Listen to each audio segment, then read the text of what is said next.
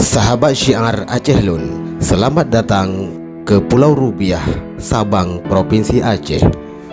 Berlibur ke Sabang belum lengkap rasanya kalau kita tidak berziarah ke makam Umi Sarah Rubiah yang berada di Pulau Sabang Rubiah ini.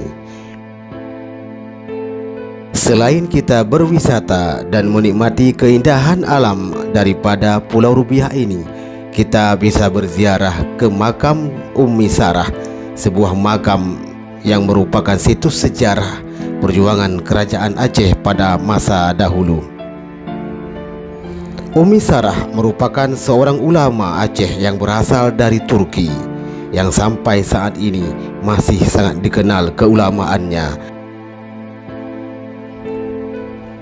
Keindahan Pulau Rubiah ini sungguh tidak ada duanya, baik dari pantai dan juga pulaunya. Sungguh sangat memukau mata kita memandang. Sahabat Aceh Lung, sungguh benarlah bahwa Pulau Rubiah ini diambil daripada nama seorang ulama Aceh yang bernama Umi Sarah Rubiah yang berasal dari Turki.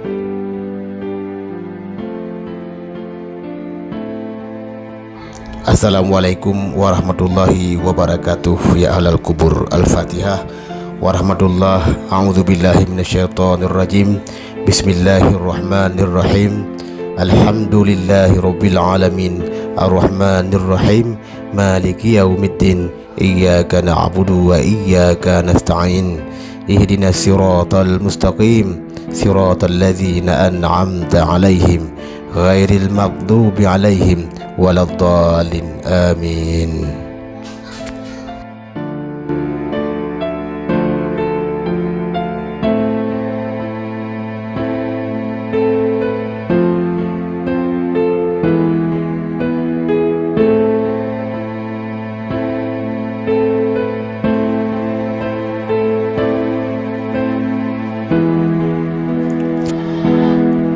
Suami Umi Rubiah ini merupakan Tengku Ibrahim yang makamnya berada di Pulau Ibuh, pulau yang bersebelahan dengan Pulau Rubiah. Beliau adalah ulama Aceh pada masa kerajaan Aceh.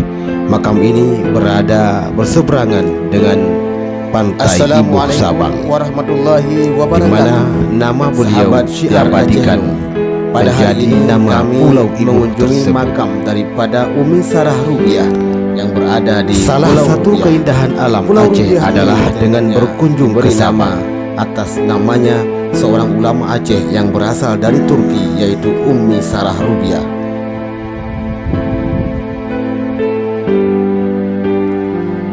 Sahabat, benarkah nama Pulau Rubiah ini diambil daripada nama Umi Sarah Rubiah atau Siti Sarah Rubiah, salah satu ulama daripada